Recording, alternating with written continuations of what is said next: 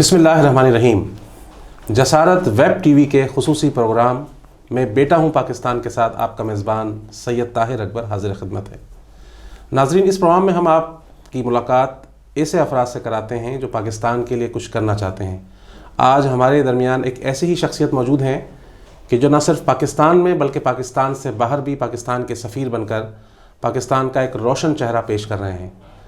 آپ نے نصاب تعلیم کی تیاری میں پاکستان کے اندر انٹرنیشنل اسٹینڈرڈز کو جس طرح ملحوظ خاطر رکھا ہے، اس پر پوری ایک ورکنگ کی ہے، اور پاکستان کے اندر ایسوسی ایشن فار اکیڈمک کوالٹی کے عنوان سے ایک ادارہ ہے آفاق، اس کے آپ سی او ہیں۔ اس کے علاوہ آپ ICEE ملیشیا کے بھی چیئرمین ہیں۔ آپ کی ملاقات ہم جناب شاہد وارثی صاحب سے کراتے ہیں جو CEO ہیں آفاق کے۔ ناظرین، آپ کے بارے میں جاننا چاہتے ہیں کہ آپ ایک ایسے ادارے سے وابستہ ہیں جو تعلیم و تربیت کے حوالے سے ایک نئی نسل کی تعمیر کے حوالے سے ایک بہت ہی بنیادی رول ادا کر رہے ہیں۔ تو لوگ جاننا چاہتے ہیں کہ آپ ذاتی طور پر یعنی آپ اپنی بچپن اور آپ کی تعلیم کیسی ہے اور آپ نے کس ماحول کے اندر آپ نے تعلیم و تربیت حاصل کی؟ بسم اللہ الرحمن الرحیم۔ میرا نام جس طرح آپ نے ذکر کیا شاہد وارثی، اور میرا تعلق بنیادی طور پر کراچی سے ہے، اور میں نے اپنی ابتدائی تعلیم ساری جو ہے وہ کراچی ہی سے حاصل کی ہے۔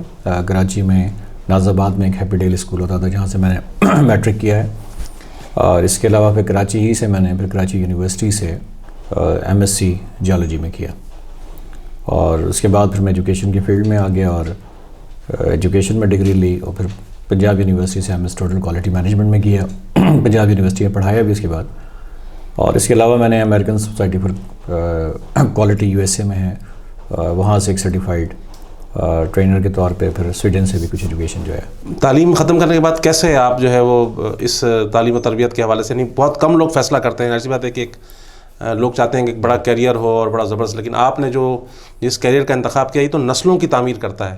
جی، کیا آپ کے ذہن میں تھا، کیا مقصد آپ کے ذہن میں تھا؟ دیکھیے، جس وقت میں نے MSc جیولوجی میں کی ہے تو میری فیلڈ جو تھی وہ پیٹرولیم سے ریلیٹڈ تھی، اور میرے شعبے سے متعلق جتنے بھی میرے کلاس فیلو تھے آج وہ آئل انڈسٹری سے ریلیٹڈ جاب کر رہے ہیں۔ اس وقت میں نے یہ ڈیسائیڈ کیا تھا کہ مجھے کسی ایسے پروفیشن میں آنا چاہیے جس کے نتیجے میں پاکستان کے لیے کچھ کنٹریبیوٹ کیا جا سکے، اور اس میں ایجوکیشن سے بہتر کوئی شعبہ نہیں تھا۔ لیکن ایجوکیشن ہمارے دور میں کوئی کیریئر نہیں ہوتا تھا کہ جس میں آنے کے بعد آپ فائنینشلی بھی کوئی بینیفٹ ہو آپ کو، اور اس کے علاوہ سوسائٹی میں بھی آپ کہہ لیجیے کہ کوئی آپ کی ایک پہچان ہو۔ لیکن اس وقت میں نے ایک آئل انڈسٹری میں جانے کے بجائے ایک پرائیویٹ اسکول، عثمان پبلک اسکول میں ٹیچنگ کا فیصلہ کیا، اور میں وہاں تقریباً 1 سال کیمسٹری کا ٹیچر رہا۔ اور لیکن اس فیلڈ میں آنے کے بعد یہ میں نے ڈیسائیڈ کیا تھا کہ ایجوکیشن میں اگر آنا ہے تو پھر ایجوکیشن کے اندر کچھ کنٹریبیوٹ کرنا ہے، ٹیچرس ٹریننگ میں، کریکولم ڈیولپمنٹ میں، کیونکہ ایجوکیشن ہی وہ فیلڈ ہے جس کے ذریعے آپ پاکستان میں اس وقت کوئی بڑی چینج لا سکتے ہیں۔ تو اس لیے میں نے پرائیویٹ اسکول میں ٹیچنگ شروع کی، اور پھر کراچی ہی میں ایک ادارہ ریسرچ کا تھا ERI میں رہا، پھر CERD centre for education research and development کے نام سے رہا۔ اسی دوران میں ورلڈ بینک کے پروجیکٹ کا بھی کریکولم کنسلٹنٹ رہا، اور کہہ لیجئے کہ گورنمنٹ کے پروجیکٹس پہ بھی ریسورس پرسن رہا، اور پھر ایجوکیشن ہی کی فیلڈ میں کوالیفیکیشن بھی اسی میں لی، ایکسپیرینس بھی اسی میں لیا، ٹریننگ کی فیلڈ سے وابستہ ہوا، اور بعد میں پھر 2003 میں اور 2004 کے درمیان ایسوسی ایشن فار اکیڈمک کوالٹی آفاق میں یہاں آ گیا، اور آج کل میں اسی ادارے کا چیف ایگزیکٹو ہوں۔ تو اس دوران آپ یہ کہیے کہ پاکستان میں اس فیلڈ میں آنے کا جو فائدہ ہوا وہ یہ ہوا کہ شروع میں تو بہت مشکلات پیش آئیں، اور ظاہر ریسورسز بھی بہت زیادہ نہیں تھے، لیکن الحمدللہ اب ہم نے پاکستان میں کہہ لیجئے کہ ٹیچرس ٹریننگ کا جہاں تک تعلق ہے، پرنسپلس کی ٹریننگ کا جہاں تک تعلق ہے، تو اس آرگنائزیشن سے ہر سال کوئی 20,000 سے زیادہ ٹیچرز اور پرنسپلس جو ہیں ان کی ٹریننگ ہوتی ہے، اور اب نہ صرف پاکستان میں بلکہ 17 کنٹریز میں ٹریننگ کی یہ سروسز ہوئی ہیں۔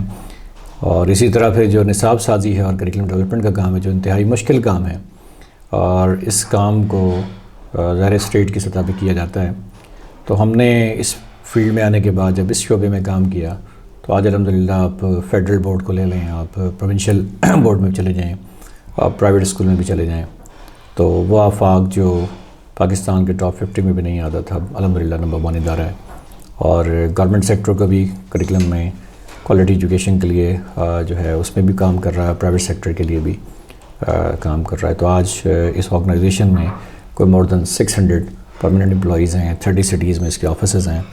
تو ایک ہم کہہ لیجئے کہ اپنے طور پہ پاکستان میں کوالٹی ایجوکیشن کے لیے, جس میں ٹیچرس کو ڈیولپ کر کے, کریکلم ڈیولپ کر کے, اسکول کو ڈیولپ کر کے ایک رول پلے کر رہے ہیں. یہ ایک بریف سا انٹروڈکشن ہے کہ ایک طرف ہم پیلے اسکولوں سے ایک پوری نسل تیار کر رہے ہیں اور دوسری طرف جو ایلیٹ کلاس ہم ایک تیار کر رہے ہیں. آپ نے اس سارے عمل میں ظاہر سی بات ہے کہ نصاب بنانے کے عمل کو آپ نے بہت قریب سے دیکھا ہے اور کر رہے ہیں. پاکستان کا نظام تعلیم کو آپ کس نظر سے دیکھتے ہیں؟ دیکھیے, پاکستان ایجوکیشن میں خاصا بہتر تھا, اور اس کی مثال سمپل یہ ہے کہ جب میں اسکول میں پڑھتا تھا تو ہمارے دور میں میرا ایک ایڈمیشن پرائیویٹ اسکول میں ہوا, لیکن اسی دوران میں گورنمنٹ اسکول میں بھی میرا ایڈمیشن جب ہوا تو میں نے گورنمنٹ اسکول میں ایڈمیشن لیا, پرائیویٹ سیکٹر میں ایڈمیشن نہیں لیا. وجہ یہ تھی کہ ہمارے دور میں گورنمنٹ اسکول کا معیار بہت بلند تھا, اور جس کو آج ہم پیلے اسکول کہہ رہے ہیں وہ ایک ہمارے لیے اسٹیٹس سمبل تھا. لیکن آہستہ آہستہ جب گورنمنٹ نے شعبے میں کام نہیں کیا تو اس کے نتیجے میں ظاہر ہے کہ پھر اس گیپ کو پرائیویٹ سیکٹر نے پورا کیا, اور یہی وجہ ہے کہ آج پاکستان میں آپ دیکھیے مور دین 100,000 پرائیویٹ اسکول ہیں, جبکہ پورے یو ایس میں آپ دیکھیں گے تو آپ کو پبلک اور پرائیویٹ ملا کے 100,000 اسکول ملیں گے. تو ریزن یہ ہے کہ ایجوکیشن میں ہم نے اس کی کوالٹی کو امپروو کرنے کے لیے, اس کے ٹیچرس کو امپروو کرنے کے لیے, ٹھیک ہے ہم نے گورنمنٹ سیکٹر میں پے اسکیل اچھا کیا ہے, لیکن جہاں تک کوالٹی ایجوکیشن امپروو کرنے کا تعلق ہے اور اس میں پاکستان کو جتنے انیشیٹو لینے چاہیے تھے وہ نہیں لیے.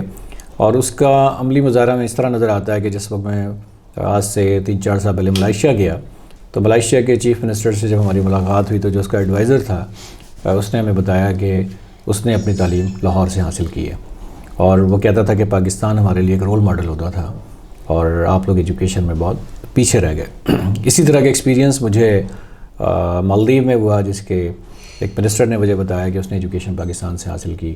انڈونیشیا کے ایک یونیورسٹی کے وائس چانسلر نے بتایا کہ اس نے اپنی ایجوکیشن پاکستان سے حاصل کی. یہ میں آپ کو اپنے ایکسپیرینس سے بتا رہا ہوں جو مختلف ملکوں میں مجھے کوئی اراؤنڈ 30 کنٹریز میں جانے کا اتفاق ہوا ہے. تو پاکستان نے ڈے بائی ڈے بجائے اس کے کہ اس سیکٹر میں امپروو کرتے ان کنٹریز کے ساتھ جس سے آپ بہت آگے تھے, لیکن ہم اس میں پیچھے رہ گئے. اور پیچھے رہنے کی وجہ نہ ہم نے اپنے ٹیچرس کو ڈیولپ کیا, نہ ہم نے کریکلم کو ٹھیک سے ڈیولپ کیا, اور نہ ہی ہم نے کوالٹی ایجوکیشن کے لیے ایسی انسپیکشن باڈیز بنائیں جو کوالٹی ایجوکیشن کو میجر کرتی ہوں, جو کہ تقریباً تمام کنٹریز میں ہوتی. ہم اسٹل ابھی تک ہماری ایجوکیشن کی پالیسی کلیئر نہیں ہے کہ ہم نے اس کو کیسے امپروو کرنا ہے. اس سارے عمل میں آپ مطلب کیا سمجھتے ہیں, ویژن کی کمی کا مسئلہ ہے, ترجیحات کا مسئلہ ہے, یا کوئی سمت ہم آج تک ایز اے قوم ہم نہیں کر پائے, کوئی ہمارے سیاستدان, ہمارے سوچنے سمجھنے والے لوگ, مطلب کیا مسئلہ کیا ہے اس میں؟ دیکھیے, ایجوکیشن آپ کی پرائیورٹی نہیں رہی. ہم ابھی تک جو ہے وہ ایک ایڈہاکزم کا شکار ہیں, کوئی لانگ ٹرم ویژن ہمارے پاس نہیں ہے, اور ایجوکیشن خاص طور پہ آپ کی جو ہے وہ پرائیورٹی کہنے کے تک تو رہی ہے, لیکن عملاً جو ہے وہ ایجوکیشن پرائیورٹی ہماری نہیں رہی. اور یہی وجہ کہ ہم بہت پیچھے ہیں.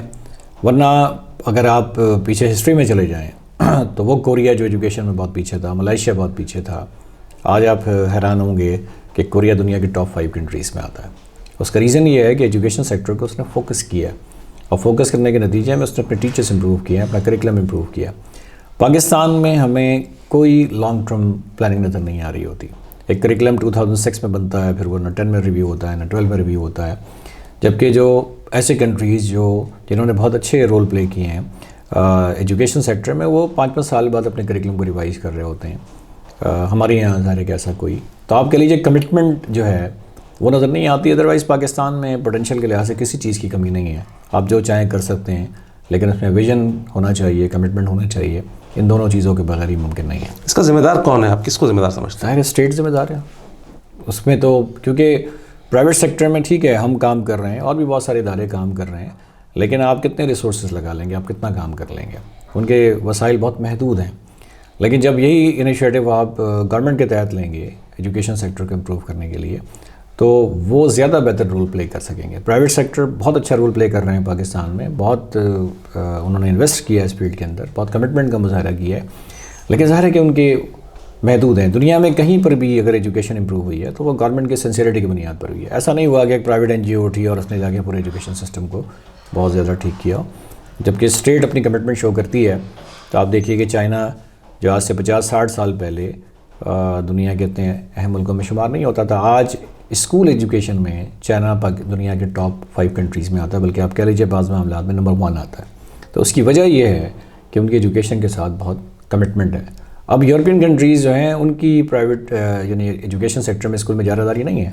آپ کو انٹرنیشنل جو 70 کنٹریز کے کمپٹیشنس ملیں گے، اس میں ایشین کنٹریز میں آپ کو ہانگ کانگ ملے گا، آپ کو سنگاپور ملے گا، آپ کو چائنا ملے گا، آپ کو جاپان ملے گا، آپ کو کوریا ملے گا. یہ دنیا کے لیڈنگ کنٹریز ہیں جو کل تک نہیں ہوتے تھے. تو میرا خیال ہے کہ جب تک گورنمنٹ اس شعبے میں اپنی سینسٹیوٹی شو نہیں کرے گی، کوئی میجر چینج آپ نہیں لا سکیں گے.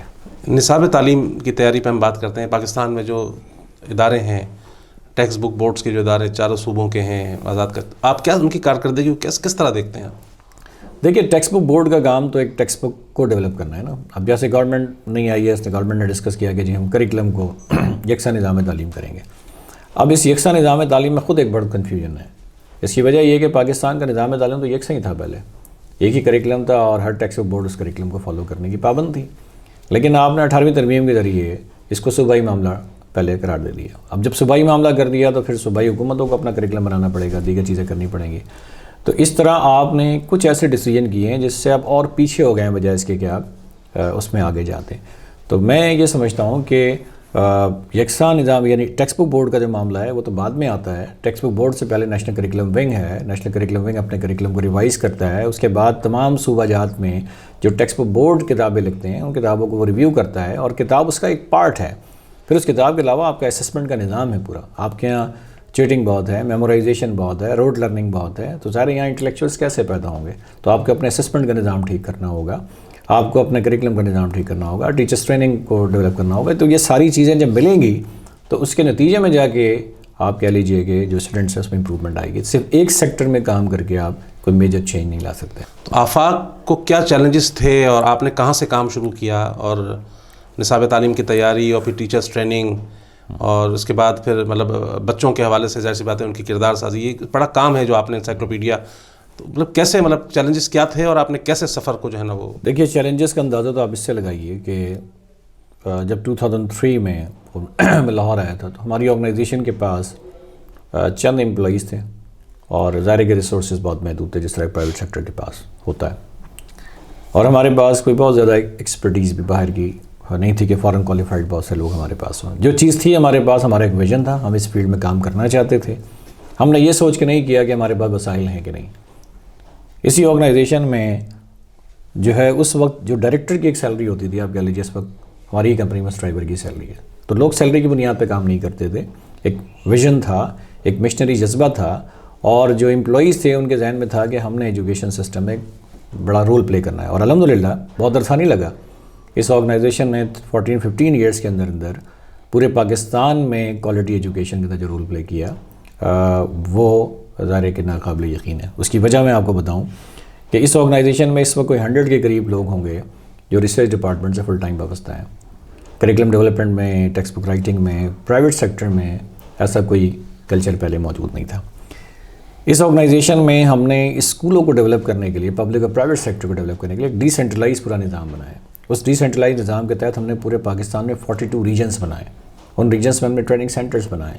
ہم نے پورے پاکستان میں 11 زون بنائے اور وہاں پہ ہم نے ٹرینرز ہائر کیے. اپنے جو فل ٹائم ایجوکیشن سروسز کے لوگ تھے وہ ہائر کیے. پھر ریسرچ ڈپارٹمنٹ جو ہیڈ آفس میں، وہاں آپ کہہ لیجئے کہ آتھرس تھے. اس ادارے نے اب تک کوئی 100 سے زیادہ آتھر بنائے ہیں ایک پورے ٹریننگ پروگرام کو گزار کے. ان آتھرز نے کوئی 500 سے زیادہ بکس لکھی ہیں اور وہ بکس پورے پاکستان کے آج ہزاروں اسکولز جو ہیں استعمال کرتے ہیں. لیکن صرف بک استعمال نہیں کرتے، کوالٹی ایجوکیشن کو امپروو کرنے کے لیے ان کو اس کے لیسن پلان دیے جاتے ہیں، ان کے اسسمنٹ شیٹس دی جاتی ہے، ان کو ٹیچرس ٹریننگ دی جاتی ہے. پھر انٹرنیشنل اسٹینڈرڈس پہ ان اسکولوں کے پرنسپلس کی ورکشاپ کی جاتی ہے. تو اس طرح آفاق ایک کمپلیٹ سولوشن پرووائڈر ہے، صرف ٹیکسٹ بک پبلشنگ کا ادارہ نہیں ہے. تو اس رول کی وجہ سے پھر جس طرح آپ نے بچوں کی بات کی، ہم نے بچوں میں ریڈنگ ہیبٹ کو ڈیولپ کرنے کے لیے مرحوم سید قاسم محمود صاحب کے مشورے سے ہم نے دیکھا کہ برطانیہ میں کس طرح بچوں کی ریڈنگ ہیبٹ ڈیولپ کی گئی. پھر اس پریکٹس کو ہم نے پاکستان میں شروع کیا. ہم نے آفاق انسائکلوپیڈیا نکالا. ہر مہینے ہم 4 انسائکلوپیڈیا پبلش کرتے ہیں. اس میں انوینشنز کے بارے میں بتاتے ہیں، سائنٹسٹ کے بارے میں بتاتے ہیں، کنٹریز کے بارے میں بتاتے ہیں. پھر انسائکلوپیڈیا کوئز کمپٹیشنز کراتے ہیں، اس میں ہزاروں بچے پارٹیسپیٹ کرتے ہیں. تو اس طرح آپ کہہ لیجیے بچوں کے لیے ہم نے ایک لیڈرز کلب کا ڈپارٹمنٹ بنایا. ہم نے انٹلیکچوئلس کے لیے آفاق فورم کو بنایا. اسی طرح ہم نے کریکلم کے لیے الگ پورا ایک ڈپارٹمنٹ بنایا. پھر ہم نے پچھلے 2 سال سے جو ایک اور نیا انیشیٹو لیا وہ یہ کہ پاکستانی اسکول پرنسپلز کو پہلے جو کچھ ہم پڑھاتے تھے اب ہم نے عملاً اس کو دکھانے کے لیے پہلے ان کو ہم جاپان لے کے گئے. ہم 30 اسکول پرنسپلز کو جاپان کے پرائیویٹ اسکولز میں, پبلک اسکولز میں صبح سے شام تک ہم نے ان کو اسکول آبزرو کروایا, انٹریکشن کروایا. پھر ہم نے آسٹرن یونیورسٹی جو انگلینڈ جو ہے یونائٹڈ کنگڈم میں آئرلینڈ کے اندر ہے, لاسٹ ایئر ہم یہاں سے اسکولوں کے پرنسپلز کو وہاں لے گئے, ہم نے وہاں اس کو لیڈرشپ کورس کروایا. تو اب آفاق ان اسکولوں کے پرنسپل اور ٹیچرز کو صرف پڑھا نہیں رہا بلکہ دنیا کے جو بیسٹ ایجوکیشن سسٹم ہیں وہ ان کا پریکٹیکل ایکسپوجر بھی دے رہا ہے. ہم نے اپنے امپلائیز کی ٹریننگ, فنش ایجوکیشن سسٹم بہت دنیا میں اسٹرانگ ہے, فن لینڈ سے کروایا, ہم نے اپنے امپلائیز کی ٹریننگ انگلینڈ سے کروائی. تو اس طرح آفاق اپنے امپلائیز کے اوپر بھی بہت انویسٹ کر رہا ہے, ان کی کیپیسٹی بلڈنگ پہ بہت انویسٹ کر رہا ہے, اور ساتھ ہی ساتھ جو آفاق کے ممبر اسکولز ہیں ان اسکولوں کے جو پرنسپلز ہیں ان کی کیپیسٹی بلڈنگ کے لیے بھی کام کر رہے ہیں. ابھی ہم اپریل میں انگلینڈ لے کے جا رہے ہیں لوگوں کو, اس کے علاوہ پھر ہم جون میں ہم نے جاپان کا پھر ایک ٹور رکھا ہوا ہے. تو اس طرح پورے پاکستان سے ہم ان افراد کو سلیکٹ کر کے دنیا کے بیسٹ ایجوکیشن سسٹم کا پریکٹیکل ایکسپوجر دینا, یہ ایسا کوئی تصور پاکستان میں پرائیویٹ سیکٹر میں نہیں تھا. تو آپ کہہ لیجئے پیرنٹس کو ڈیولپ کرنا, ان کی پیرنٹنگ کیسے ہو, بچوں کو ڈیولپ کرنا, ٹیچرز کو ڈیولپ کرنا, پرنسپلز کو ڈیولپ کرنا, کمیونٹی کو ڈیولپ کرنا. تو آفاق آپ کہہ لیجئے کہ ایک کمپلیٹ سولوشن پرووائڈر ہے جو پوری سوسائٹی کے ہر سیگمنٹ کو جو ہے جو ایجوکیشن میں رول پلے کر سکتے ہیں ان کو ڈیولپ کر رہا ہے. تو بیسک آپ کیا سمجھتے ہیں کہ اس وقت جو آپ کا مشن تھا یا جو آپ کا پورا ویژن ہے وہ کیسے بیان کریں گے آپ آفاق کا؟ دیکھیے جس طرح آفاق کا نام آپ دیکھ رہے ہیں ایسوسیشن فار ایکڈیمک کوالٹی, ہم لٹریسی ریٹ کے لیے کام نہیں کر رہے, ہم کوالٹی ایجوکیشن کو امپروو کرنے کے لیے کام کر رہے ہیں. اور ہمارا ویژن یہ ہے کہ جب تک آپ ٹیچر کو ایک اچھا معلم نہیں بنائیں گے اور آپ اپنے نصاب تعلیم کو ایک نظریاتی بنیادوں پہ بھی اس کی ڈائریکشن ٹھیک نہیں کریں گے, پاکستان کی ضرورت کے حساب سے اس کو نہیں بنائیں گے, اس وقت تک آپ کوئی بڑا کام نہیں کر سکتے. تو آفاق نے ڈے ون سے جو اپنا فوکس رکھا ہے کہ اگر ایک طرف آپ اپنے کریکلم کو یا نصاب کو ٹھیک رکھ لیں, دور حاضر کے ضرور چیلنجز کو سامنے رکھ کے اس کو ڈیولپ کریں, اور دوسری طرف آپ ان کے ٹیچرز کو بھی ڈیولپ کریں اور لیڈرشپ کو ڈیولپ کریں. تو یہ تین چیزیں ایسی ہیں کہ لیڈرشپ کو ڈیولپ کر کے, ٹیچرز کو ڈیولپ کر کے اور کریکلم کو اچھا ڈیولپ کر کے آپ ایجوکیشن سسٹم میں بہت چینج لا سکتے ہیں. تو آفاق کا ویژن ڈے ون سے یہی تھا کہ ہم نے ایک طرف اسکول لیڈرشپ کو ڈیولپ کرنا ہے, دوسری طرف پورے پاکستان میں ہم نے ٹیچرز کو ڈیولپ کرنا ہے, اور تیسری طرف ہم نے کریکلم کو ڈیولپ کرنا ہے. تو آج الحمدللہ آفاق جو ہے جس نے پورے پاکستان میں ٹیچرز ٹریننگ کا اس سے بڑا کوئی آرگنائزیشن نہیں ہے, پورے پاکستان میں پرنسپلز کی ٹریننگ کے لیے اس سے بڑا کوئی انسٹیٹیوشن نہیں ہے. اور جس طرح میں نے آپ سے ذکر کیا کہ خود میں نے اب تک کوئی 17 کنٹریز کے اندر اراؤنڈ 50,000 سے زیادہ اسکول پرنسپلز اور ٹیچرز کی ٹریننگ میں انوالو رہا ہوں. اس طرح آفاق کی باقی ٹیم جو ہے وہ بھی انوالو رہی ہے. اور گورنمنٹ آف پاکستان کی جو ایجوکیشن اسٹینڈرڈ کمیٹی ہے اس نے جو پہلا اسٹینڈرڈ بنایا وہ بھی آفاق نے بنا کے دی ہے. اور ایجوکیشن اسٹینڈرڈ کمیٹی کو میں دیکھتا ہوں, مینجمنٹ اسٹینڈرڈ کمیٹی جو ہے اس کو بھی لک آفٹر کرتا ہوں. تو اس طرح پبلک سیکٹر میں بھی ہم نے PSQCA کے پلیٹ فارم سے جو پہلا ایجوکیشن اسٹینڈرڈ ہے وہ بھی ہم نے بنا کے دی ہے. بلکہ پوری دنیا کے اسکول, کالج, یونیورسٹی کے لیے جو جنیوا سے پہلا اسٹینڈرڈ پبلش ہوا جس کو EOMS کہتے ہیں, ایجوکیشنل آرگنائزیشن مینجمنٹ سسٹم, یہ 2018 میں پبلش ہوا. اس میں 42 کنٹریز کے ایکسپرٹس نے پارٹیسپیٹ کیا اور انہوں نے ISO 21001 2018 کے نام سے جو گلوبل اسٹینڈرڈ بنایا ہے ایجوکیشن انسٹیٹیوشن کا. الحمدللہ اس میں گورنمنٹ آف پاکستان کی طرف سے ایز اے ایکسپرٹ جنیوا میں اس میں شامل تھا, اور آفاق میں اس میں خاصا جو ہے ہم نے انپٹ یہاں سے بھی دیا. پھر اسی طرح ایک ملائیشیا میں ادارہ international centre for education excellence جس کا ہیڈ کوارٹر ہے, لیکن اس کے ممبر کنٹریز میں آسٹریلیا بھی ہے, سنگاپور بھی ہے, انڈونیشیا بھی ہے, ملیشیا بھی ہے, سری لنکا بھی ہے, ساؤتھ افریقہ بھی ہے. اس کی جو ٹیکنیکل مینجمنٹ بورڈ ہے اس کا بھی میں چیئرمین ہوں, اور آفاق میں ہم نے اس کا سیکریٹریٹ بھی بنایا ہے. اور اس پلیٹ فارم سے ہم انڈونیشیا, ملیشیا, سنگاپور ان ملکوں میں ایجوکیشن کے اسٹینڈرڈ کو ڈیولپ کرنے کے لیے کام کر رہے ہیں. تو آپ نے بھی ذکر کیا اساتذہ کا, استاد کا. ظاہر سی بات ہے کہ اللہ کے نبی صلی اللہ علیہ وسلم نے خود یہ کہا ہے کہ میں معلم بنا کے بھیجا گیا ہوں. ظاہر سی بات ہے پورے نظام تعلیم میں یعنی ماں کی گود کے بعد, اس کی تربیت کے بعد جو بنیادی کردار ہے وہ تو استاد کا کردار ہے. بنیادی کیا فرق آپ کیا محسوس کرتے ہیں کہ آپ نے جب تعلیم حاصل کی, ظاہر سی بات ہے, اور اس اسٹیج پہ آپ پہنچے, تو آپ اس وقت کے استاد میں اور آج جو آپ لوگوں کو ٹرین کرتے ہیں, ظاہر سی بات ہے ٹریننگ کا پورا سلسلہ, کیا فرق کیا دیکھتے ہیں؟ دیکھیے ایجوکیشن سسٹم کو جب آپ امپروو کریں گے تو یہ ایک اصول ہے کہ جب بھی کوئی قوم پستی کی طرف جاتی ہے تو پہلے اس کا ٹیچر پستی کی طرف جاتا ہے, اور جب کوئی قوم بلندی کی طرف جاتی ہے تو اس کا ٹیچر پہلے بلندی کی طرف جاتا ہے. تو پاکستان میں آپ کو اندازہ ہے کہ ٹیچر کی کیا رسپیکٹ ہے, اور وہی حال پھر اس کی وجہ سے پاکستان میں ایجوکیشن سیکٹر میں ہو رہا ہے. تو اس لیے اگر آپ کہیں ہمارے دور میں، تو میں یہ نہیں کہوں گا کہ ہمارے دور میں سب اچھا تھا. اگر ہمارے دور میں سب اچھا ہوتا تو ہم بھی اچھے ہوتے. ظاہر ڈکلائن کا ایک پروسیس جو تھا وہ تو چل رہا تھا ڈکلائن کے اس میں. تو ہم نے اس شعبے میں ڈے بائی ڈے اپنی پوزیشن جو ہے وہ بہت کمزور کی ہے، اور ٹیچرز کی ڈیولپمنٹ پہ ہم نے فوکس نہیں کیا. میں آپ کو چھوٹی سی مثال دیتا ہوں. میں فن لینڈ گیا. فنش ایجوکیشن سسٹم دنیا کا بیسٹ ایجوکیشن سسٹم شمار ہوتا ہے. 50 لاکھ کی آبادی کا ملک ہے، کوئی بہت زیادہ پاپولیشن نہیں ہے. اور وہاں آپ اسکولوں میں اگر جائیں تو میں ایک صاحب کا انٹرویو کرنے گیا، وہ پی ایچ ڈی تھے، فن لینڈ سے تھے. انہوں نے مجھے بتایا کہ بھئی یہاں پی ایچ ڈی کے لیے بھی پرائمری ایجوکیشن کے ٹیسٹ کو پاس کرنا آسان نہیں ہے. لوگوں کی فرسٹ پرائرٹی جو ہے وہ ٹیچر بننا ہوتی ہے. کوریا میں آپ جائیں، لوگوں کی فرسٹ یا سیکنڈ پرائرٹی جو ہے وہ ٹیچر بننا ہوتی ہے. وجہ کیا ہے؟ انہیں ایک طرف فائنینشیل بینیفٹ جو ہے وہ بھی حاصل ہے، اور دوسری طرف سوسائٹی میں ان کی رسپیکٹ ہے. تو جس سوسائٹی نے بھی اپنے ٹیچر کو بہت زیادہ رسپیکٹ دی ہے، وہاں لوگوں کا جو پروفیشن ہوتا ہے اس میں فرسٹ اور سیکنڈ پرائرٹی ان کی ٹیچنگ ہوتی ہے. امریکہ دنیا میں بیسٹ ایجوکیشن سسٹم میں شمار نہیں ہوتا. وہاں اسکول ایجوکیشن میں جس کی پوزیشن بہت نیچے ہوتی ہے وہ ٹیچنگ سائٹ پر آتا ہے اسکول میں. اور باقی جن ملکوں کی میں مثال دے رہا ہوں، وہاں پہ جو ٹاپ کی پوزیشن ہولڈرز ہوتے ہیں ان کی ٹیچنگ پرائرٹی ہوتی ہے. پاکستان میں ٹیچنگ کی پرائرٹی لوگوں کی نہیں ہوتی. جس کو کچھ نہیں ملتا وہ اسکول ٹیچنگ کی طرف آ جاتا ہے. وجہ یہ ہے کہ نہ یہاں کوئی فائنینشیل بینیفٹ ہے، نہ یہاں اس فیلڈ میں کوئی رسپیکٹ ہے، نہ اس میں کوئی کیریئر ہے. تو اس لیے اس کا جو ڈے بائی ڈے ڈکلائن ہو رہا ہے وہ اس وجہ سے ہو رہا ہے. اس لیے ہمیں ٹیچرز کو بھی یہ احساس دلانا ہوگا کہ بھئی آپ ہی کی وجہ سے یہ نیشن تبدیل ہو سکتی ہے. جب گورنمنٹ کی سپورٹ اگر ہوگی تو ایسے بہت لوگ ہیں جو پاکستان کے لیے بہت کچھ کرنا چاہتے ہیں، پاکستان سے باہر بھی ہیں، پاکستان کے اندر بھی ہیں. تو آج اگر ہم سنسیئر ہو جائیں تو میرا خیال ہے پوری دنیا میں جو پاکستان کا ٹیلنٹ موجود ہے وہ پاکستان کے اس ایجوکیشن سسٹم کو انٹرنیشنل اسٹینڈرڈ پہ لے آئے گا. آپ اس انٹرویو کے ذریعے اساتذہ کو جو پاکستان میں جو تعلیم دیتے ہیں، ظاہر سی بات ہے کہ کچھ لوگوں کے فائنینشیل ایشوز ہوتے ہیں، اور مطلب کس طرح آپ لوگوں کو یہ بتانے کی کوشش کرتے ہیں کہ جو آپ کا پیشہ ہے یہ مقدس ترین پیشہ ہے؟ ایک تو میں لوگوں کو یہ کہتا ہوں ایجوکیشن کبھی نیوٹرل نہیں ہوتی. پاکستان کے نظریے کو کہ کس بنیاد پہ پاکستان بنا، اس کو نظر انداز کر کے اگر آپ ٹیچر ڈیولپ کریں گے تو بھی آپ کو فائدہ کوئی نہیں ہوگا.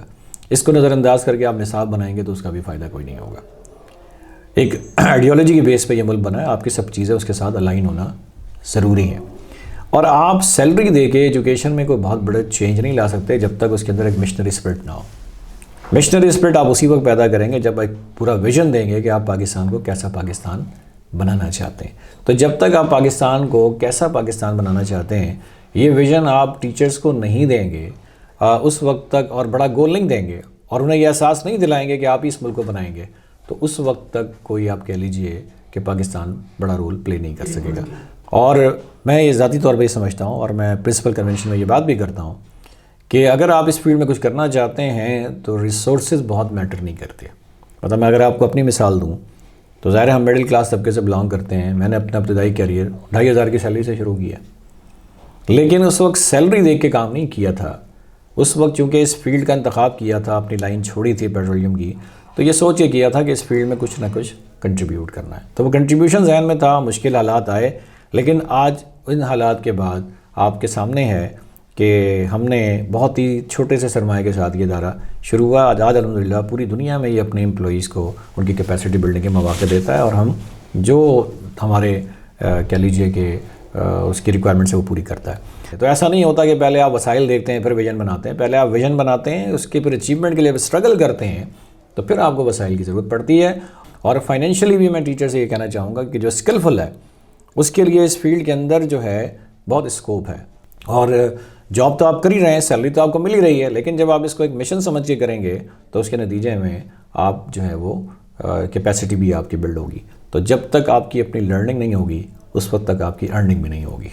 پاکستان ان کو آپ کیا میسج دینا چاہتے ہیں؟ اور میں آپ سے کہوں کہ وہ جو آفاق سے وابستہ نہیں ہیں، آپ انہیں آفاق سے وابستہ ہونے کے لیے مطلب کیوں آفاق سے وابستہ ہوں؟ مطلب کیا ایسی چیزیں ہیں اسکول مالکان کو اگر آپ مخاطب کر کے کوئی بات کرنا چاہیں؟ آفاق میرا یا آپ کا دارہ نہیں ہے. ظاہر یہ گارنٹی لمیٹڈ کمپنی ہے، یہ کسی کا ذاتی بزنس وینچر نہیں ہے، اور یہ پاکستان کو ڈیولپ کرنے کے لیے ہے. لہٰذا ہر اسکول، ظاہر وہ اسکول جو بنا ہے وہ پاکستان کو ڈیولپ کرنے کے لیے بنا ہے، ٹھیک ہے، اس کے ساتھ اس کا معاش بھی وابستہ ہے. تو ان کو تو آفاق کا حصہ اس لیے ہونا چاہیے کہ آفاق ایک پورے مشن کا نام ہے، آفاق ایک پورے کاز کا نام ہے، اور اس میں اپنا حصہ ڈال رہا ہوں، آپ اپنا حصہ ڈالیں گے، وہ اپنا حصہ ڈالیں گے. ہم سب اگر اس ادارے میں اپنا اپنا حصہ ڈالیں گے تو وہ گیپ جو گورنمنٹ کی طرف سے رہ گیا ہے، میں سمجھتا ہوں کہ وہ گیپ یہاں سے فل ہوگا. اور ایسا ہوا ہے اس ادارے نے جتنی ترقی کی ہے اس میں بہت بڑی تعداد والنٹیئرز کی ہے جو آج کسی گنتی میں نہیں ہے. یہ وہ لوگ ہیں جنہوں نے دیکھا کہ یہ ادارہ ایک کاز کے لیے کام کر رہا ہے, یہ نیشن بلڈنگ کے لیے کام کر رہا ہے, تو انہوں نے والنٹیئر, میں جانتا ہوں ایسے بے شمار لوگوں کو جو کبھی آفاق نہیں آئے, کبھی آفاق نے ان سے نہیں کہا کہ وہ آفاق کو پروموٹ کریں, لیکن آج سے 15-20 سال پہلے آپ جائیں تو ان لوگوں نے پورے پاکستان کے چپے چپے میں آفاق کے اس مشن کو آگے پہنچایا. نہ ان کو آفاق سے سیلری ملتی تھی, نہ آفاق میں کسی نے ان کو کہا تھا, لیکن انہوں نے یہ کام کیا. اسی طرح جو امپلائیز تھے ان کو بھی بہت کم سیلری ملتی تھی. مجھے یاد ہے جب پہلی دفعہ ہم نے کتابیں لکھنی شروع کی تو ہم 10-12 ہزار سیلری دیتے تھے رائٹر کو, اور اس وقت ہمارے پاس ریسورسز نہیں ہوتے تھے, لیکن ہم ان کو ایک بڑا مشن سامنے جب دیتے تھے تو وہ اتنی ہی سیلری میں جو کچھ کنٹریبیوٹ کرتے تھے وہ اس دور میں PhD بھی نہیں کرتے تھے, اور اس کی مثال آفاق میں موجود ہے. تو اس لحاظ سے ہمیں اس کو ایک نوبل کاز سمجھ کے کام کرنا چاہیے. ٹھیک ہے, سیلری جو ہمیں ملے گی وہ تو سیلری ملے گی, اور ہمیں اس کو ایک مشن بنا کے کام کرنا چاہیے. اور مجھے پورا یقین ہے کہ پاکستان میں جتنی تعداد میں بھی ٹیچرز ہیں اور جو لوگ اس فیلڈ سے وابستہ ہیں, اگر وہ اس پوری فیلڈ کو اپنی جاب کے ساتھ ساتھ اپنا مشن بنا لیں تو یہی لوگ پورے پاکستان کو تبدیل کرنے کے لیے کافی ہیں. پاکستان کے طالب علموں کو کیا کہنا چاہیں گے کہ آج جو چیلنجز پاکستان کے ساتھ ہیں, پاکستان کی نظریاتی ساخت کا مسئلہ ہے, پھر جو حالات جس طرح کے, اس میں طالب علم کو آج بنیادی طور پر کس چیز پہ فوکس کرنا چاہیے؟ دیکھیے, ایک تو اسٹیٹسٹکس یہ سمجھ لیجئے کہ پاکستان میں جس کو آپ یوتھ کہتے ہیں, جن کی عمر 18 سے لے کے 29 سال تک کی ہے, 18 سے 29 ایئرس تک کی, ان کی تعداد تقریباً 5.25 کروڑ کے قریب ہے. یہ وہ لوگ ہیں جو اسکول سے اپنی تعلیم مکمل کر کے باہر نکلے ہیں, اور آپ یہ بھی سمجھ لیجئے کہ اس پورے پاکستان میں جس میں ہم کہتے ہیں کہ کرپٹ معاشرہ ہے, پولیٹیشین بھی کرپٹ ہیں, تو کسی کو بھی پاکستان میں گورنمنٹ بنانے کے لیے جو ٹوٹل ووٹ چاہیے ہوتے ہیں وہ 1.5 کروڑ کے قریب ہے حکومت بنانے کے لیے, جو کہ آپ کہہ لیجئے کل ووٹرز کا 17% کے قریب بنتا ہے. اس طرح اگر یہ یوتھ آج اپنی ذمہ داری کو ٹھیک سے سمجھ لیں, یہ یوتھ اپنی ایجوکیشن پہ توجہ دیں, اپنی تعلیم کو بہتر کر لیں, اس پاکستان کو بنانے کے لیے اپنے اندر ایک جذبہ پیدا کر لیں, تو میں آپ سے بتا رہا ہوں کہ اس وقت صرف 18 سے 29 سال کے لوگوں کی تعداد 5.25 کروڑ ہے. یہ یوتھ جو ہے اس کا ایک اسمال سیگمنٹ بھی اگر ایفرٹ پوری کرے تو یہ اس پورے پاکستان کو چینج کرنے کے لیے کافی ہے. تو یہ ملک جو ہے اس کا مستقبل اس کے یوتھ کے ساتھ وابستہ ہے, اور یہ یوتھ اگر اپنی ایجوکیشن کو امپروو کر لیتی ہے, یہ یوتھ اگر اپنے آپ اپنا مشن پاکستان کو بنا لیتی ہے, یہ پاکستان کی نظریاتی اساس کو سمجھ لیتی ہے, تو میں یہ سمجھتا ہوں کہ پاکستان کے لیے اس سے بڑا اپرچونٹی کوئی نہیں ہے. لیکن اگر ہم نے اس یوتھ کو کوئی ڈائریکشن نہیں دی, اگر ہم نے اس یوتھ کو کوئی زندگی کا بڑا مقصد نہیں دیا, تو پاکستان کے لیے اس سے بڑا پرابلم بھی کوئی نہیں ہے. جو لوگ بھی اپنا رول پلے کر سکتے ہیں وہ کریں, لیکن جو یوتھ ہے خاص طور پہ پاکستان کا مستقبل ان سے وابستہ ہے, ان کے اندر سے لیڈرشپ نکلنی چاہیے, اس کو یوتھ کو منظم کرنا چاہیے, ان کو والنٹیئر ورک میں انوالو ہونا چاہیے. دنیا بھر میں جو یوتھ ہے جو والنٹیئر ورک میں جو ٹائم اپنا کنٹریبیوٹ کرتا ہے, اگر پاکستان کا یوتھ اتنا ہی کنٹریبیوٹ کر لے تو آپ کہہ لیجئے آپ ہر مہینے ایک پنجاب یونیورسٹی بنا سکتے ہیں. یہ ریاست کا جو آپ کام کر رہے ہیں ریاست کا کام ہے, تو آپ حکومت یا ریاست کو کیا میسج دینا چاہتے ہیں کہ کیا وہ کام کریں, کہ کیا ویژن اور کیا مشن ہو کہ جس سے پوری قوم دوبارہ سے ایسی ایک قوم بن جائے جو پوری دنیا کے اندر ایک ممتاز مقام حاصل کرے؟ دیکھیے, پاکستان میں جن لوگوں کے پاس اختیار ہے اور جو حکومت میں ہے, اگر ان کی پاکستان کے ساتھ صرف سنسیریٹی ہو تو پاکستان کو اور کسی چیز کی ضرورت نہیں ہے. سنسیریٹی ان معنوں میں کہ ان کا ایک ویژن ہو اور اس ویژن کے ساتھ وہ سنسیئر ہو کہ پاکستان کو ہم نے بنانا ہے. وجہ یہ ہے کہ پاکستان میں چاہے ہیومن ریسورس ہو, چاہے نیچرل ریسورس ہو, چاہے پاکستان کی جیوگرافیکل کنڈیشن ہو, ہر چیز میں پاکستان ریسورسز سے مالا مال ہے. میں دنیا بھر میں پھرتا ہوں, دنیا کے ہر بر اعظموں میں گیا ہوں, سب کچھ گیا ہوں, پاکستان میں کس چیز کی کمی ہے؟ یعنی اگر آپ جغرافیائی لحاظ سے بھی دیکھیں تو اس ملک کے اندر جہاں ماؤنٹینز ہیں, جہاں ریورز ہیں, جہاں سمندر ہیں, جہاں صحرا ہیں, جغرافیکلی بھی ٹورسٹ کے لیے دنیا کی بہترین اٹریکشن کی جگہ ہے. یوتھ اس میں بہت بڑی تعداد میں موجود ہے. جیو پولیٹیکل سچویشن جو پاکستان جس لوکیشن میں وہ بہت امپورٹنٹ ہے. تو اس لحاظ سے اگر ریاست ایک بڑا ویژن رکھے کہ پاکستان کو دنیا کی ایک بڑی طاقت بنانا ہے, تو پھر اس کے لیے بے شمار وسائل موجود ہیں. ان وسائل کو مینیج کرنے کے لیے دنیا بھر میں پاکستانیوں کو بہت بڑا ٹیلنٹ موجود ہے. تو آپ ان سب ٹیلنٹ کو استعمال کر سکتے ہیں. میں آپ کو مثال دیتا ہوں, میں سنگاپور گیا تو سنگاپور میں پاکستانی کانسلیٹ نے کہا کہ اس ملک کو بنانے والے پاکستانی ہیں. ان میں سے خاصے پاکستانی ابھی زندہ ہیں, ان کی انٹرویوز ہونے چاہیے, بتانا چاہیے کہ اس ملکوں نے سنگاپور کو کیسے اٹھایا, ان پاکستانیوں نے UAE کے اندر کیا رول پلے کیا، انہوں نے امریکہ میں کیا رول پلے کیا، انہوں نے یورپ میں کیا رول پلے کیا. تو یہی پاکستانی ہیں جو دنیا کے بیسٹ ڈاکٹر ہیں، دنیا کے بیسٹ انجینئرز ہیں، دنیا کے بیسٹ پائلٹس ہیں، بیسٹ بزنس مین ہیں، اور ان کے اندر پاکستان سے بڑی محبت پائی جاتی ہے. تو اگر یہاں کی لیڈرشپ، یہاں میں حکومت میں رہنے والے لوگ پاکستان کا ایک اچھا ویژن جس مقصد کے لیے پاکستان بنا تھا وہ انہیں کمیونیکیٹ بھی کریں اور ساتھ میں اس سے اپنی سنسیئرٹی شو کریں، تو میں یہ سمجھتا ہوں کہ انہیں پاکستان کو ڈیولپ کرنے میں، دنیا کی ایک سپر طاقت بنانے میں کسی چیز کی کمی نہیں محسوس ہوگی. ناظرین، آج آپ نے دیکھا کہ شاہد وارثی صاحب آفاق کے CEO ہمارے ساتھ موجود تھے، اور انہوں نے اس عزم کا اظہار کیا کہ اگر پاکستان کو اس کی نظریاتی اساس اور اس کے مقصد سے ہم آہنگ کرنا ہے تو تعلیم اور تربیت کے علاوہ کوئی اور ذریعہ نہیں ہے. اور اسی لیے شاعر نے کہا تھا کہ تعلیم کے تیزاب میں ڈال اس کی خودی کو، ہو جائے ملائم تو جدھر چاہے ادھر پھیر، تاثیر میں اکثیر سے بڑھ کر ہے یہ تیزاب، سونے کا حمالہ ہو تو مٹی کا ہے ڈھیر. اپنے میزبان سید طاہر اکبر کو اجازت دیجیے، انشاءاللہ کسی اور پروگرام میں کسی نئے مہمان سے آپ کے ساتھ ملاقات ہوگی. اللہ حافظ ناصر.